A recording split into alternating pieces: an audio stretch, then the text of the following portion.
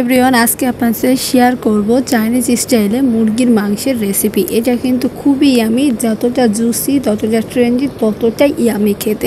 এটা কিন্তু ঝটপট তৈরি করে নিতে পারবেন। তো চলুন, এটা তৈরি করার জন্য মাংসের লেগ পিসগুলো নিয়ে নিয়েছি। এর উপরে গরম পানি দিয়ে দিন, এতে মুরগির চামড়াগুলো সহজে শক্ত হয়ে যাবে এবং এটা খেতেও ভালো লাগবে, দুর্গন্ধ দূর হবে। দেন একটা বাটির মধ্যে পেঁয়াজ পাতা, আদা কুচি এবং সয়া সস দিয়ে দিন। সয়া সস 4 টেবিল চামচ দিয়ে দিন এবং তারপরে আবার লাইট সয়া সস দিয়ে দিন এবং এর ভিতরে লাল চিনির যে গুঁড়াটা সেটা দিয়ে দিন এবং ওয়েস্টার্ন সস 1 টেবিল চামচ এবং হালকা গোলমরিচ গুঁড়া মিশিয়ে একটা সস তৈরি করুন। দেন যে মাংসটা প্রস্তুত করা হয়েছিল এর ভিতরে সসটা দিয়ে দিন এবং ভালো করে হাতের সাহায্যে এপিট ওপিট মাখিয়ে দেন 15 মিনিটের জন্য এটাকে রেস্টে রেখে দিতে হবে। এতে মাংসের ভিতর সহজেই মশলাগুলো ঢুকে যাবে।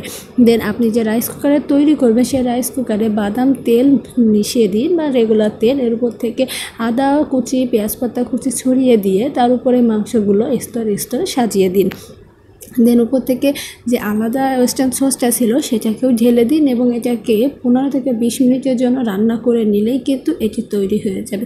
দেন এটা আপনি চাইলে এইভাবেও খাইতে পারেন বা আবার চাইলে আপনি ঝুড়ি ঝুড়ি করে উপর থেকে ওয়েস্টার্ন সসের যে গ্রেভিটা থেকে যাবে সেই গ্রেভিটা উপর থেকে দিয়ে দিন, সাথে একটু সাদা তিল দিয়ে দিন এবং লেবু পাতা কুচি অথবা পেঁয়াজ পাতা কুচি দিয়ে এটাকে গার্নিশিং করুন। তো ভিডিওটি কেমন লাগছে জানাবেন এবং অবশ্যই এটা বাসায় ট্রাই করবেন এবং আমার চ্যানেলটি সাবস্ক্রাইব করবেন, বেল বাটনে ক্লিক করবেন, অবশ্যই লাইক কমেন্ট শেয়ার। ধন্যবাদ।